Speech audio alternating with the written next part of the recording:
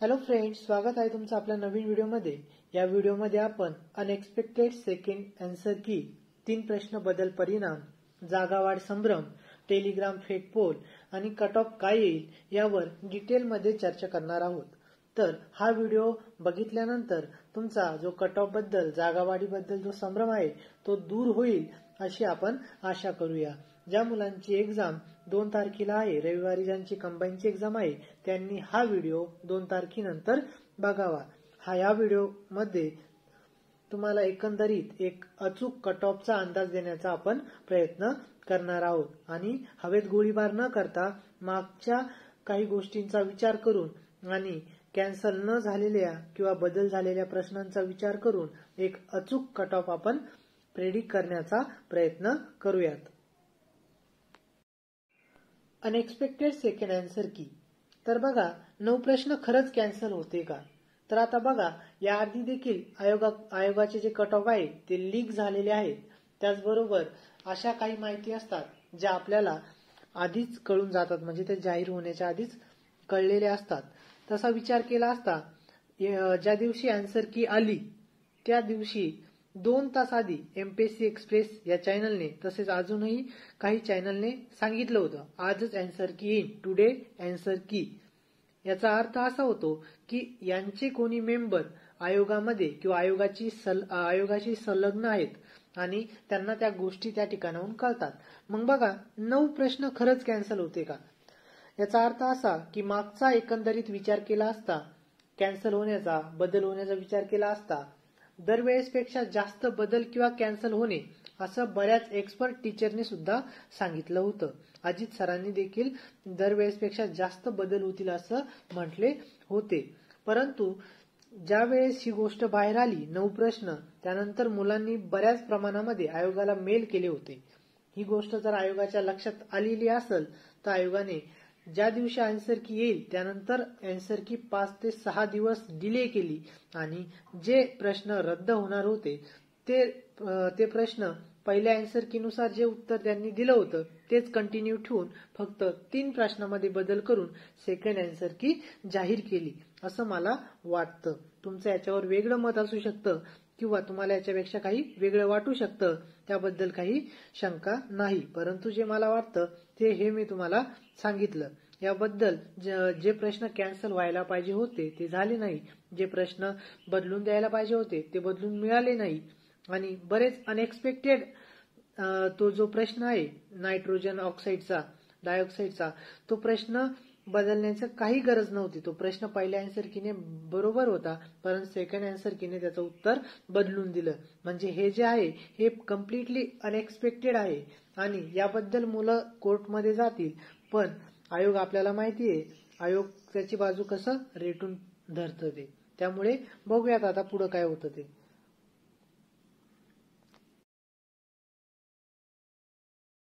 त्यानंतर बघा जे 3 प्रश्न बदलले त्याचा परिणाम काय होईल। तर याचा एकंदरीत विचार केला असता माझ्यानुसार याचा नेट इम्पॅक्ट 0 होईल। म्हणजे जे आधी स्कोर होते त्याच प्रमाणात स्कोर राहील। कारण की बघा जो कोलचा प्रश्न आहे 2.5 तो बऱ्याच मुलांनी अटेम्प्ट पण केला नव्हता आणि ज्यांनी केला होता खूप साऱ्या कमी जणांना योग्य उत्तर माहित होतं आणि त्यामुळे यामध्ये 2.5 आपण प्लस पकडू। त्यानंतर बघा 2.5 जो नायट्रोजन डायऑक्साईडचा प्रश्न होता तो सर्वांचाच बरोबर होता, ए आणि बी बरोबर, परंतु आयोगाने तो कॅन्सल केल्यामुळे -2.5 हा इम्पॅक्ट त्या ठिकाणी पडला त्याचा।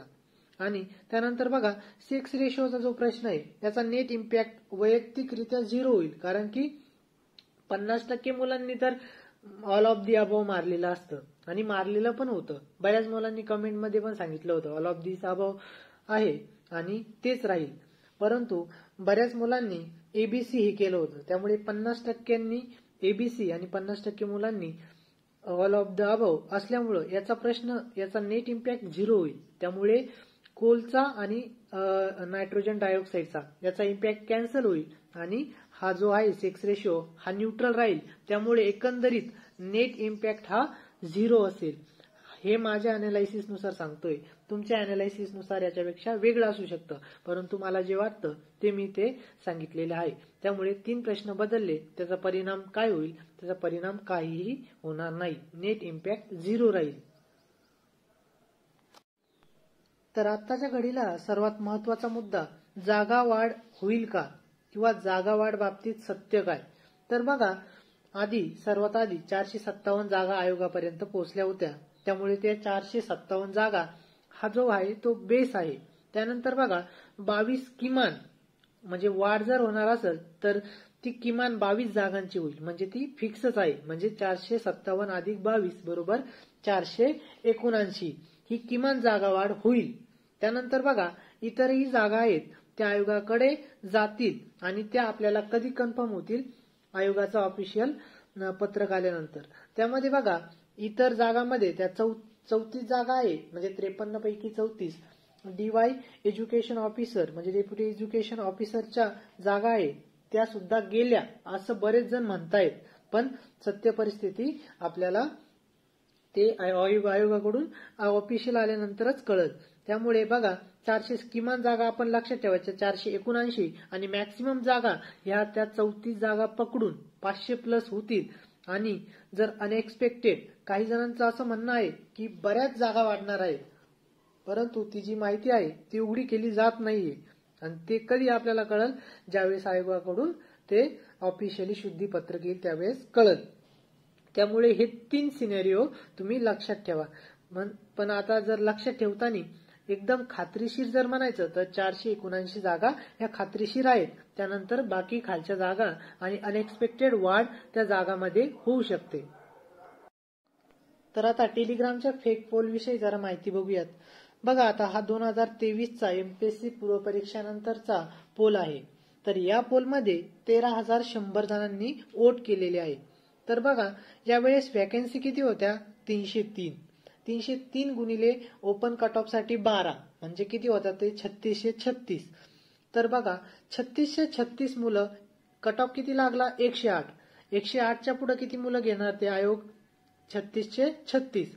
परंतु या पोलवर बघा जर याचा विचार केला असता 120 प्लस 115 ते 119, 110 ते 114 आणि 105 ते 109, जर 108च्या वर बघायचं जर ठरलं तर याच्यापैकी 5000 किमान 5000 मुलं हे 108 प्लस आहे. पण आयोगाने ओपन कट ऑफ साठी किती मुलं घेतले? 3636. परंतु आपल्याला त्यापैकी 5108 प्लस असलेले मुलं टेलिग्रामवरच भेटले, ते पण 13,000 पैकी भेटले. त्यामुळं हा पोल किती खरा असू शकतो त्याबद्दल तुम्ही एक अंदाज लावू शकता. म्हणजे मुळात इथं आयोगाच्या कट ऑफ पेक्षा जास्त असलेले पोरांनी मार्क्स टाकलेले आहेत. त्यामुळे आता बघा प्रमोद चौगुले सरांचा हा चॅनल आहे, यावर सुद्धा मुलं फेकू शकतात. त्यानंतर बघा याच वर्षी प्रीच्या फर्स्ट आन्सर की नुसार प्रमोद चौगुले सरांच्या जे चॅनल आहे त्याच्यावर मुलांनी मार्क्स टाकले होते. तर आता ह्यामध्ये देखील किती 14,683 जणांनी वोट केलेले आहे. त्यापैकी बघा या ठिकाणी आपल्याला 23% आणि 25% म्हणजे टोटल 48% मुलं 110 प्लस आहेत. म्हणजे याचा जर आपण आकडा काढला तर हा आकडा 6,700च्या आसपास जातो. म्हणजे आता बघा वॅकन्सी किती आहे? समजा या घडीला वॅकन्सी 479 आहेत. त्यानुसार आयोगाला किती मुलं घ्यायचे आहेत? 5,700-800 एवढे मुलं आयोग घेईल. त्यापैकी 6,700 मुलं या ठिकाणीच 110 प्लस आहेत.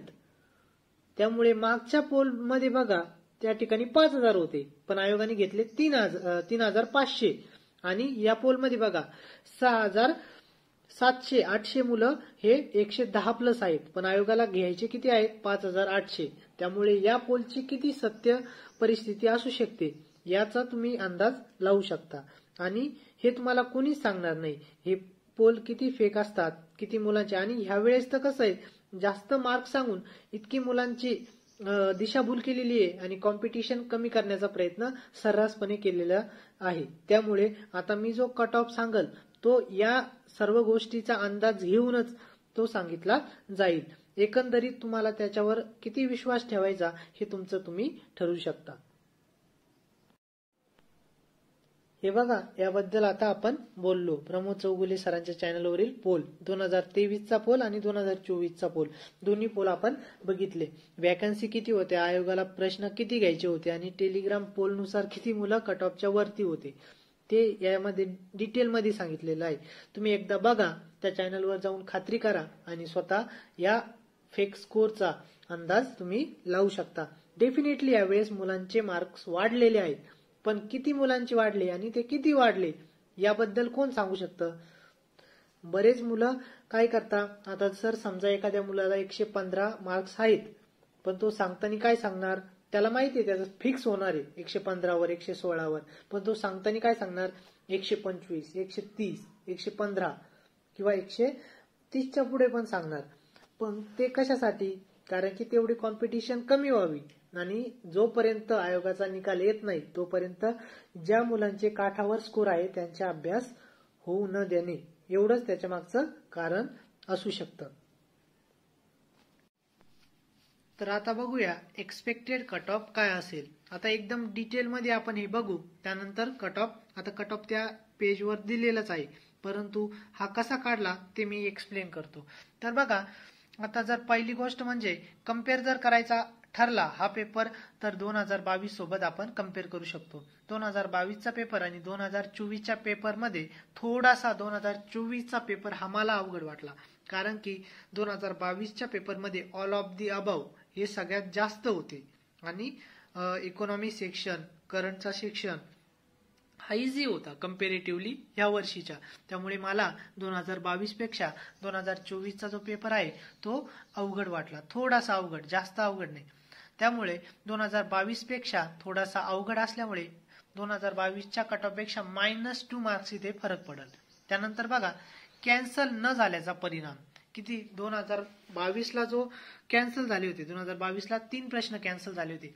आता 3 प्रश्नाचा नेट इम्पॅक्ट किती होतो ते बघायचं जर असेल तर बघा, 3 प्रश्न जर कॅन्सल झाले तर ज्यांचे ते कॅन्सल झाले त्यांचे 6 मार्क कमी होतात आणि ज्यांचे ते बरोबर त्यांच्या आधी चुकलेले होते त्यांचा 1.5 मार्क्स वाढतो. नेट इम्पॅक्ट किती होतो, 6 वजा 1.5 म्हणजे किती होतो तो 4.5, 4.5 मार्क्सचा या ठिकाणी फरक पडतो. परंतु तेवढा पण आपण गृहीत न धरता सर्वांचे 6 मार्क्स थोडीच कमी होणार आहे. काहींचे 4 असतील, काहींचे 2 प्रश्न असतील, काहींचे 1 असतील आणि काहींचा 3 असतील. त्यामुळे तो 4 प्रश्न जर पकडले आपण, 4 मार्क जर पकडले तर त्याच्यामधून 4 मार्क सर्वांचे कमी झाले आणि त्या 1 मार्क जो कॅन्सल आधीच चुकलेल्यांचा तो वाढला. त्यामुळे नेट इम्पॅक्ट किती झाला या ठिकाणी, कॅन्सल न झाल्याचा परिणाम झाला 3 मार्क.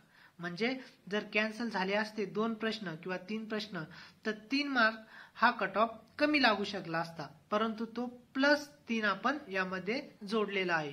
त्यानंतर बघा, 623 जागा असत्या तर कट ऑफ किती लागला असता ह्या वेळेस, म्हणजे 623 जागा 2022ला होत्या आणि 623 जागा ह्या वर्षी जर असत्या तर कट ऑफ म्हणजे -2 आणि +3 याचा जर विचार केला असता हा कट ऑफ 623 जागाला 107.5 लागला असता. एक्झॅक्ट अनालिसिस करून बोलतोय. त्यानंतर बघा, सध्या जागा किती आहे 479, म्हणजे आपण मिनिमम जागा पकडून कट ऑफ प्रेडिक्ट करूया.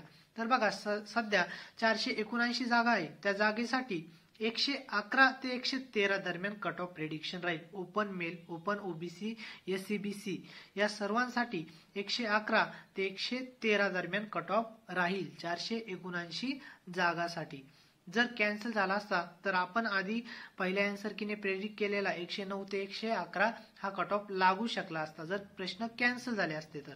पण प्रश्न कॅन्सल न झाल्यामुळे 111 ते 113 दरम्यान कट ऑफ राहील असं मला वाटतं. त्यानंतर बघा, आणि जागा जर 600+ झाल्यास कट ऑफ मिनिमम किमान कितीपर्यंत येऊ शकतो, त्याच्या खाली येऊ शकत नाही. किमान कट ऑफ 108.5 पर्यंत येऊ शकतो. 108.5च्या खाली कट ऑफ जाणार नाही कितीही जागा वाढल्या तरी. त्यामुळे 600+ जागा झाल्या तर 108.5 पर्यंत कट ऑफ जाऊ शकतो. हे सर्व फेक स्कोर आणि बाकी सर्व गोष्टीचे अनालायसिस करून आपण बोलत आहे. हवेमध्ये गोळीबार केलेला नाही, त्यासाठी तुम्हाला एक्सप्लेनेशन दिलेलं आहे. पूर्ण व्हिडिओ ज्यांनी पाहिला त्यांना ते नक्कीच कळेल.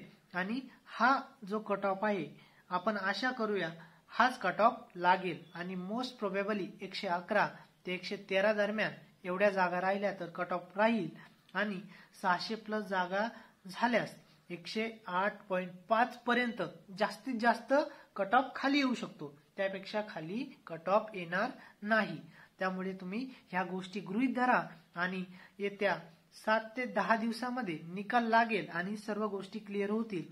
त्यामुळे सर्वांनी तोपर्यंत अभ्यास करा, कंबाईनचा अभ्यास करा किंवा मुख्यचा अभ्यास करा. तसा टाइमपास करू नका. व्हिडिओ आवडल्यास व्हिडिओला लाईक करा, चॅनलला सबस्क्राईब करा. पूर्ण व्हिडिओ बघितल्याबद्दल तुमचे मनापासून आभार.